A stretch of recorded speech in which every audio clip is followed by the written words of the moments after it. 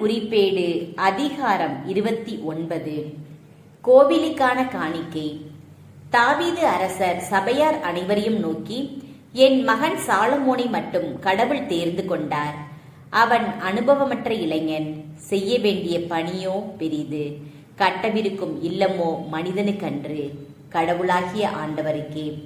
நான் என்னால் முடிந்த வரைக்கும் என் கடவுளின் கோவிலுக்கென்று பொன் வேலைக்குரிய பொன், வெள்ளி வேலைக்குரிய வெள்ளி, வெண்கல வேலைக்குரிய வெண்கலம், இரும்பு வேலைக்குரிய இரும்பு, மர வேலைக்குரிய மரம் ஆகியவற்றையும் பதிப்பதற்கான கோமேதக கற்கள், மாணிக்க கற்கள், படிக பச்சை கற்கள், எல்லா வகை விலை உயர்ந்த கற்கள், சலவை கற்கள் ஆகியவற்றையும் பெருவாரியாக சேர்த்து வைத்துள்ளேன்.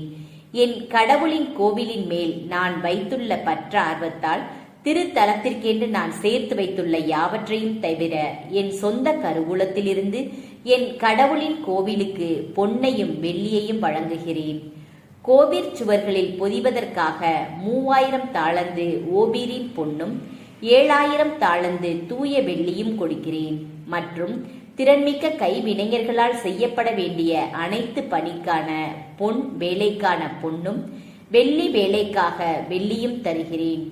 இன்று இப்பணிக்கென தம் கையிலிருந்து தாராளமாக ஆண்டவருக்கு கொடுப்பது வேறு யார் என்றார். அப்போது மூதாதை வீட்டு தலைவர்களும் இஸ்ரேல் குல தலைவர்களும் 1000 நூற்றுவர் தலைவர்களும் அரச பணிக்கான அலுவலர்களும் தன்னார்வ காணிக்கை செலுத்தினார்கள். அவர்கள் கடவுளின் கோவில் வேலைக்கென்று 5000 தாளந்து பொன்னும் 10,000 பொற்காசுகளும் 10,000 தாளந்து வெள்ளியும் 18,000 தாளந்து வெண்கலமும் 1,00,000 தாளந்து இரும்பும் செலுத்தினார்கள். விலை உயர்ந்த கற்கள் வைத்திருந்தோர் ஆண்டவரின் இல்ல கருவூலத்தில் சேர்ப்பதற்கென்று கேர்சோனியனான எகியேலின் கையில் கொடுத்தனர். அவர்களின் தன்னார்வ காணிக்கையை முன்னிட்டு மக்கள் மகிழ்ந்தனர். ஏனெனில் அவர்கள் முழு மனதோடும் ஆர்வத்தோடும் ஆண்டவருக்கு கொடுத்தனர். தாவீது அரசரும் பெரிதும் மகிழ்ந்தார். தாவீது இறைவனை புகழ்தல். ஆதலால் சபையோர் ஆண்டவரின் பார்வையில் தாவீது ஆண்டவரை வாழ்த்தினார். அவர் கூறியது, எங்கள் மூதாதை இஸ்ரேலின் ஆண்டவரே, நீர் என்றென்றும் வாழ்த்த பெறுவீராக. ஆண்டவரே, பெருமையும் வலிமையும் மாட்சியும் வெற்றியும் மேன்மையும் உமக்கே உரியன. ஏனெனில் விண்ணுலகிலும் மண்ணுலகிலும் இருக்கும் அனைத்தும் உம்முடையவை. ஆண்டவரே, ஆட்சியும் உம்முடையதே. நீர் யாவருக்கும் தலைவராய் உயர்த்த பெற்றுள்ளீர்.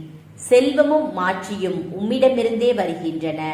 நீரே அனைத்தையும் ஆள்பவர். ஆற்றலும் வலிமையும் உம் கையில் உள்ளன. எவரையும் பெருமைப்படுத்துவதும் வலியவர் ஆக்குவதும் உம் கையில் உள்ளன. இப்பொழுது எங்கள் கடவுளே, நாங்கள் உமக்கு நன்றி செலுத்தி உம் மாட்சிமிகு பெயரை போற்றுகிறோம்.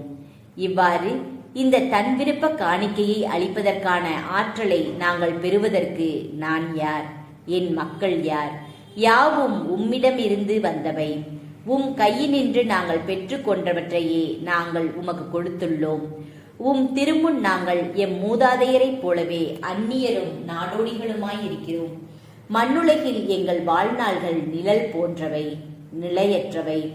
எங்கள் கடவுளாகிய ஆண்டவரே, உம் புனித பெயருக்கென்று உமக்கு கோவில் கட்டுவதற்கு நாங்கள் சேர்த்து வைத்துள்ள இந்த பெருங்குவியல் முழுமையும் உம் கையிலிருந்து வந்தது, உமக்கே உரியது. என் கடவுளே, நீர் இதயத்தை ஆய்ந்தறிபவர் என்றும் நேரியனவற்றை நாடுபவர் என்றும் நான் அறிவேன். நான் நேரிய மனத்தினராய் தாராள மனத்துடன் இவை அனைத்தையும் கொடுத்துள்ளேன். இங்கே குழுமியிருக்கும் உம் மக்களும் இப்பொழுது தாராள மனத்துடன் கொடுத்துள்ளதை கண்டு மகிழ்கிறேன். ஆபிரகாம், ஈசாக்கு, இஸ்ரேல் என்னும் எங்கள் மூதாதையரின் கடவுளாகிய ஆண்டவரே, உம் மக்களின் இத்தகைய இதய நோக்கங்களையும் எண்ணங்களையும் என்றென்றும் காத்து அவர்களின் நெஞ்சங்களை உம் பால் திருப்பியருளும். என் மகன் சாலமோன் உம் விதிமுறைகளையும் ஒழுங்குமுறைகளையும் நியமங்களையும் கடைபிடித்து ஒழுகுவதற்கும் இவை அனைத்தையும் செய்து நான் வைத்துள்ள இந்த இல்லத்தை கட்டி எழுப்பவும் நிறைவான உள்ளத்தையும் அவனுக்கு அளித்தருளும். பின்பு தாவீது சபையார் அனைவரையும் நோக்கி, உங்கள் கடவுளாகிய ஆண்டவரை வாழ்த்துங்கள் என்றார். உடனே சபையார் அனைவரும் தங்கள் மூதாதையரின் கடவுளான ஆண்டவரை வாழ்த்தி பணிந்து தொழுதனர். அரசனையும் வணங்கினர். அவர்கள் ஆண்டவருக்கு பலிகளை செலுத்தினர். மறுநாள் அவர்கள் ஆண்டவருக்குரிய எரிபலியாக 1000 காளைகளையும் 1000 ஆட்டுக்கிடாய்களையும் 1000 ஆட்டுக்குட்டிகளையும் செலுத்தினர். அத்துடன் நீர்ம படையல்களையும் இஸ்ரவேலர் யாவருக்காகவும் பல்வேறு பலிகளையும் செலுத்தினர். இவர்கள் அன்று உண்டு குடித்து ஆண்டவர் திருமுன் பெரிதும் மகிழ்ந்தனர். தாவீதின் மகன் சாலமோனை 2ஆம் முறையாக அரசன் ஆக்கினார்கள். ஆண்டவரின் பெயரால் அவரை தலைவராகவும் சாதோக்கை குருவாகவும் திருப்பொழிவு செய்தனர்.